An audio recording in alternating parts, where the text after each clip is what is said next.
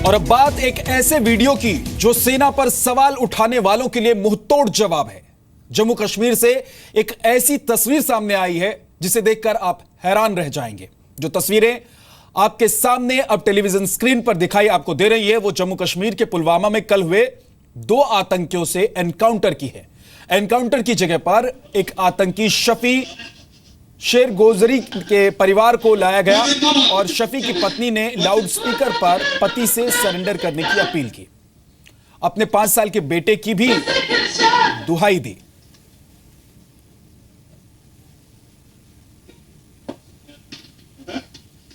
अब सुनिए किस तरीके से ये महिला गुजारिश कर रही है अपने पति से बाहर निकलने के लिए, सरेंडर करने के लिए।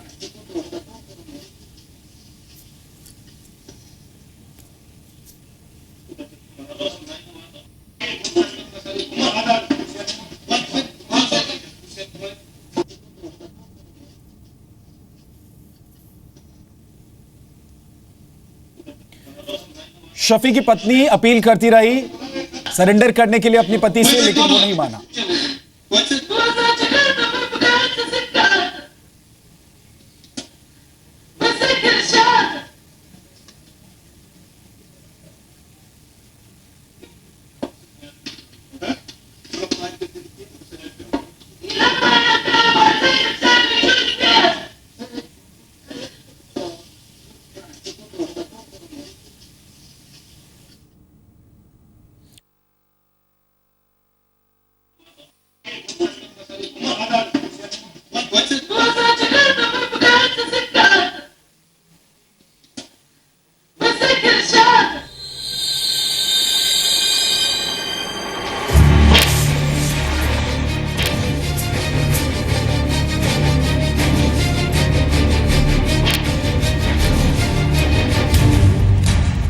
रोता रहा बेटा लेकिन आतंकी का दिल नहीं पसीजा।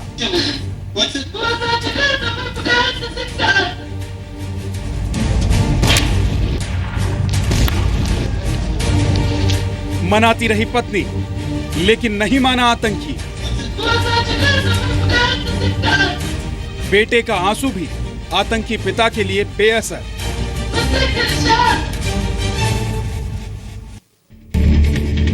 देश के 2 शहरों की ये एनकाउंटर की तस्वीरें हैं। एक जम्मू कश्मीर के पुलवामा की तो दूसरी सैकड़ों किलोमीटर दूर लखनऊ की। लखनऊ में आतंकी सैफुल्लाह को सरेंडर के लिए 11 घंटे तक मनाने की कोशिश की गई, लेकिन सैफुल्लाह नहीं माना।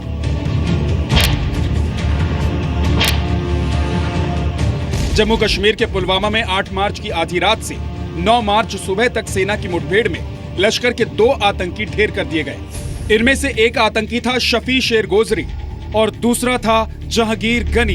एनकाउंटर के दौरान शफी और गनी चारों तरफ से घिर गए थे। इनके पास 2 ही रास्ते थे, या तो वो सरेंडर करते या सुरक्षा बलों की गोली का शिकार होते। सुरक्षा बलों के जवान चाहते तो एक झटके में शफी और गनी दोनों को मौत की नींद सुला देते, लेकिन सुरक्षा बलों ने दोनों आतंकियों को सरेंडर करने का मौका दिया। मुठभेड़ में शफी की जान ना लेनी पड़े, इसके लिए सुरक्षा बलों ने उसकी पत्नी की भी मदद ली।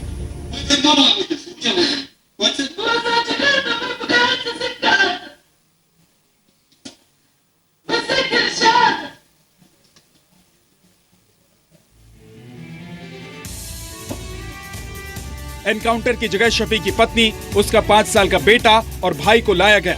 पत्नी ने बार बार शफी से सरेंडर करने के लिए गुजारिश की। शफी का बेटा भी रोता रहा। लाउड स्पीकर पर शफी की पत्नी और उसके बेटे गुजारिश करते रहे, शफी बाहर आ जाओ, अपने बेटे को अपने हाथों में उठाओ, वो तुम्हें याद कर रहा है। लेकिन शफी के सीने में इतना जहर भरा था कि उसने पत्नी, बेटे और भाई की बातों पर कोई ध्यान नहीं दिया और फायरिंग करता रहा। शफी के साथ दूसरे आतंकी जहांगीर गनी को भी बाहर निकालने के लिए राजी करने की कोशिश की गई, लेकिन वो भी सरेंडर करने के लिए तैयार नहीं हुआ। आखिरकार सुरक्षा बलों ने दोनों आतंकियों का सफाया कर दिया। इस बार भी सुरक्षा बलों के ऑपरेशन के दौरान स्थानीय लोगों ने आतंकवादियों के समर्थन में नारे लगाए और पत्थरबाजी की। कि काफ़ी लोग ऑपरेशन साइट पे आने की कोशिश कर रहे थे और वो बहुत जगह से कांग्रीगेशन उनका था। उस कांग्रीगेशन को पुलिस ने बहुत ही रेस्ट्रेन और बहुत ही प्रोफेशनल तरीके से हैंडल करने की कोशिश किया। कश्मीर में सेना के जवान किसी पर गोली चलाने से पहले 1000 बार सोचते हैं। घाटी में सेना इंसानियत के दायरे में कार्रवाई करती है, लेकिन आतंकवादी गोली चलाने से पहले ये नहीं सोचते कि उनकी गोली से कौन शिकार बन रहा है। ब्यूरो रिपोर्ट, जी मीडिया। और इस वक्त मेरे साथ मेरे वरिष्ठ सहयोगी राहुल सिन्हा जुड़ गए हैं। राहुल, हमने देखा कि किस तरीके से सुरक्षा बलों ने परिवार की बात मानते हुए परिवार को सामने लाकर खड़ा कर दिया। उसके बावजूद आतंकी ने सरेंडर नहीं किया और आखिरकार उसको गोली मारनी पड़ी। लेकिन कई बार हम शिकायत सुनते हैं राहुल कि सुरक्षा बलों पर आरोप लगाए जाते हैं और कहा जाता है कि सुरक्षा बल इस तरह से मदद करने को तैयार नहीं होते, लेकिन यहां की तस्वीर तो एकदम उलट है। विद्या, देखिए, ये उन लोगों के मुंह पे करारा तमाचा और करारा जवाब है जो लगातार देश के सेना के ऊपर, सुरक्षा बलों के ऊपर ये सवाल उठाते हैं, ये कह करके कि देखिए कश्मीर में कहीं ना कहीं वो सख्ती रखते हैं, मानवाधिकारों का उल्लंघन करते हैं। एक ही तस्वीर आपके सामने आई और ऐसी तस्वीरें न जाने कितनी बार कई जगह होती है जो भी निकलकर सामने भी नहीं आ पाती। कल भी यही हुआ था। लगातार इस परिवार को साथ ला करके सुरक्षा बलों ने कोशिश की कि उस आतंकवादी को बाहर निकाला जा सके। खबर ये भी है कि कुछ हद तक वो तैयार हुआ भी था, लेकिन पीछे से कुछ लोग फिर उसके पास पहुंचे और उसको कहा गया कि सरेंडर नहीं करना है, जिसकी वजह से फिर सुरक्षा बलों को कड़ी कार्रवाई करनी पड़ी। लेकिन अफसोस की और शर्म की बात यह भी है कि पिछले कुछ दिनों से, लगभग 2 साल हम कह सकते हैं, सुरक्षा बलों को, सेना को सबसे बड़ी परेशानी कश्मीर में जो लोकल लोग हैं जो इन टेररिस्ट को सपोर्ट करते हैं, और ये सब नहीं है, कुछ लोग हैं जो कि इन आतंकवादियों को सपोर्ट करते हैं, ऐसे एनकाउंटर के वक्त पहुंचते हैं, हैवी स्टोन पेल्टिंग, बड़ी जबरदस्त तरीके से पत्थरबाजी करते हैं। कल भी यही हुआ। जब यह एनकाउंटर चल रहा था उस वक्त चारों तरफ से सुरक्षा बलों के ऊपर पत्थर बरसाए जा रहे थे, और उससे भी ज्यादा खराब स्थिति विद्या तब बनी जब ये पूरा का पूरा ऑपरेशन खत्म हुआ। पहले आर्मी को निकाला गया, आर्मी को निकालते वक्त भी जबरदस्त पत्थरबाजी हुई, और उसके बाद जब सीआरपीएफ ने आगे बढ़ना शुरू किया तो 1000 राउंड तक उनको गोलियां चलानी पड़ी, खुद को सुरक्षित बाहर निकालने के लिए हवा में फायरिंग करनी पड़ी। अगर ऐसी स्थिति नहीं बनती तो तस्वीरें आपके पास हम भेजे हैं, जो तस्वीरें आपके पास इस समय पहुंची हैं, उन तस्वीरों को देखकर आप अंदाजा लगा सकते हैं कि जो लड़के थे जो इनको सपोर्ट कर रहे थे वो पैरामिलिट्री फोर्सेस की गाड़ियों के ऊपर चढ़ गए, उसमें तोड़फोड़ करने की कोशिश कर रहे थे, और अगर उनका बस चलता तो आप देख सकते, तस्वीरें बता रही है कि वो क्या कर सकते थे। तो ये हालात है।